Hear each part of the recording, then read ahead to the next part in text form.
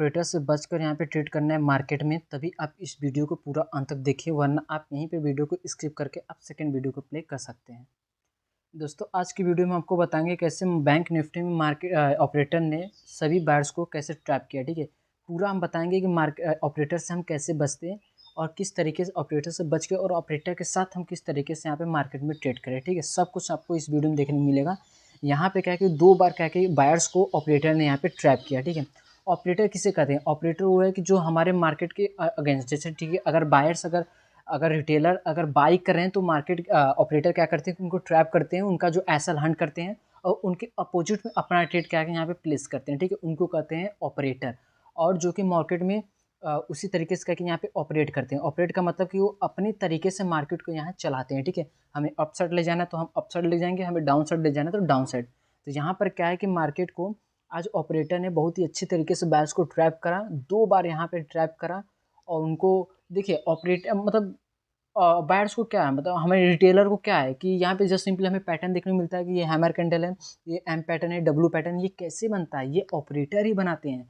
हम बायर्स, हम जैसे रिटेलर को ट्रैप करने के लिए उनको क्या चाहिए कि उनको लिक्विडिटी चाहिए। ठीक है, उनको यहाँ पे एसएल चाहिए। जब किसी भी अपोजिट का एसएल जब हंट होगा तो मार्केट क्या है कि बहुत तेज़ी से फिर उस साइड जाता है। अगर सी साइड में ज़्यादा एसएल है, ठीक है, अगर जैसे मान लेते हैं कि यहाँ पर ज़्यादा एसएल है, ठीक है, इस लेवल पे ज़्यादा एसएल है, यहाँ पर ज़्यादा एसएल है और यहाँ पर ज़्यादा एसएल है। ठीक है, जब भी हर एक स्विंग पर क्या है कि एक एसएल होता है। ठीक है, चाहे वो सेलर्स को चाहे बायर्स को, तो यहाँ पर एसएल है, फिर यहाँ पर एसएल है, फिर यहाँ पर एसएल है, फिर यहाँ पे बायर्स का एसएल है और यहाँ पे सेलर्स के एसएल है। ठीक है, तभी क्या है कि मार्केट एक रेंज में फंसा हुआ था।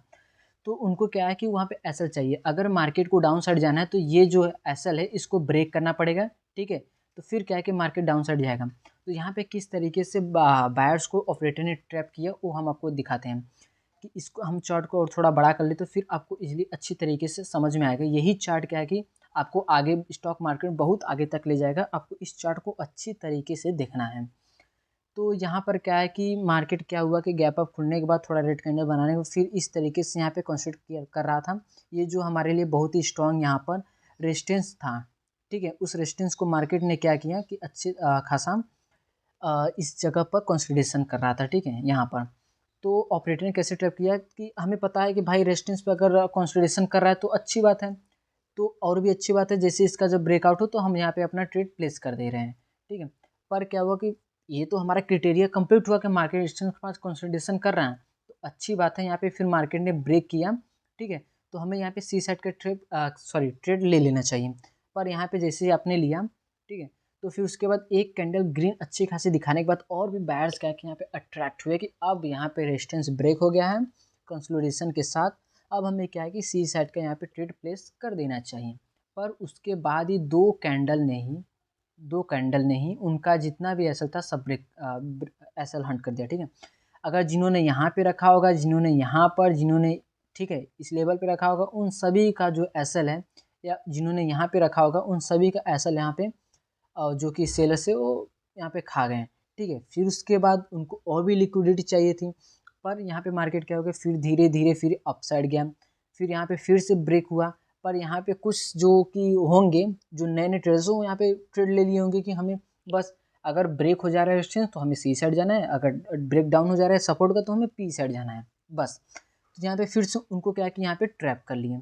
ठीक है, तो उसके बाद क्या है कि जब इस तरीके से एक पैटर्न बनते हुए हमें दिख रहा था डब्लू पैटर्न। ठीक है, ये कोई वैलिड डब्लू पैटर्न नहीं है। डब्लू पैटर्न जब अच्छा खासा बने तब यहाँ पे हमें बनते हुए दिख रहा था एम पैटर्न। ठीक है, इस तरीके से जब ये नेक लाइन ब्रेक होता तो अच्छा खासा हमें मूवमेंट यहाँ पे देखने को मिलता। बट क्या हुआ कि मार्केट को यहाँ पर ऑपरेटर ने जैसे यहाँ पर जब एसएल खाए बायर्स के, तो फिर उसके बाद मार्केट फिर इस तरीके से यहाँ पे एक रेंज में फंस गया। ठीक है, एक रेंज में यहाँ फंसने के बाद फिर से यहाँ पे ब्रेकआउट दिया। ठीक है, एक प्राइस एक्शन बनाने के बाद फिर यहाँ ब्रेकआउट दिया। फिर यहाँ पे एसएल जो कि बायर्स को फिर से यहाँ पे बायर्स फिर से एक्टिव हो गए। ठीक है, कि अब भाई एक बार हम ट्रैप हो गए, दोबारा हमें फिर चांस मिला है, फिर क्या है कि यहाँ पे अपना लॉस रिकवर कर लें। तो पर यहाँ पे क्या हो कि बहुत ज़्यादा बायर्स यहाँ पे एक्टिव हो गए। ठीक है, इस जगह पे फिर इस जगह पे एक्टिव होने के बाद फिर उनको लगा कि यहाँ पे जो हमारा स्विंग था वो तो ब्रेक हो गया भाई, स्विंग तो ब्रेक हो गया। अब हमें क्या करना चाहिए कि हमें अब कंफर्म हो गया कि मार्केट यहाँ से अपसाइड जाने ही वाला है। तो यहाँ पे और भी ज़्यादा बायर्स एक्टिव हो गए। फिर उसके सेकेंड ही बाद, ठीक है, एक दो कैंडल में यहाँ पे बायर्स एक्टिव हुए, पर एक कैंडल ने ही उनका पूरा एसएल यहाँ पे हंट कर दिया। ठीक है, यहाँ पे देख सकते हैं कि पूरा एसएल क्या क्या हंट कर दिया, फिर से बायर्स को ट्रैप कर दिए। तो अगर इस ट्रैप से आपको बचना है तो आपको क्या है कि उनका जो ब्रह्मास्त्र है, ठीक है, रिटेलर का जो ब्रह्मास्त्र वो हमें यूज करना पड़ेगा। वो कौन सा है? वैल्यूम। ठीक है, वैल्यूम बहुत ज़्यादा हेल्प करेगा आपको ट्रेडिंग में। ठीक है, वैल्यूम क्या है कि वैल्यूम को जस्ट सिंपली वैसे प्लेस कर देना, कोई भी सेटिंग यहाँ पे कुछ भी नहीं करना है। ठीक है, जैसे हमने यहाँ पे प्लेस कर दिया तो फिर आपको देखना है कि वैल्यूम इंक्रीज हो रहा है कि डिक्रीज हो रहा है। यहाँ पर वैल्यूम कुछ भी नहीं है, बहुत ही कम है यहाँ पर। ठीक है, तो वैल्यूम किस तरह का हमें चाहिए? जब भी कहीं ब्रेकडाउन या ब्रेकआउट हो तो इस तरीके का हमें बड़ी बड़ी वैल्यूम यहाँ पर चाहिए। ठीक है, इस तरीके से। तो यहाँ पे आप क्या कर सकते थे कि अगर हमारे लिए यहाँ पे जो रेजिस्टेंस है, यहाँ पे जो हमारा रेजिस्टेंस बना हुआ है, तो हमें एक मतलब वैल्यूम इंडिकेटर को यहाँ पे प्लेस कर देना है। जब ये ब्रेकआउट दे, ठीक है, ब्रेकआउट दे तो यहाँ पे अच्छी खासी वैल्यूम के साथ ब्रेकआउट दे, फिर उसके बाद तुरंत हमें ट्रेड नहीं लेना है। ठीक है, चाहे कंसोलिडेशन पर हो, चाहे या डायरेक्ट ब्रेकिंग हो, ठीक है, हमें ऐसे ट्रेड नहीं लेना है। कोई प्राइस एक्शन बनने का वेट करिए। ठीक है, जैसे यहाँ पे ब्रेकआउट हुआ, ठीक है, फिर उसके बाद थोड़ा रिटेस्टिंग बाद जब इस तरीके से मार्केट अपसाइड जाए, जो ये रेड कैंडल बनाया, चलिए ठीक है, रेड कैंडल बना, तो ये रेड कैंडल बनने के बाद एक यहाँ पे क्या है कि फिर मतलब ये रेड कैंडल यहाँ पे बना, चलिए ठीक है, अच्छी बात नहीं।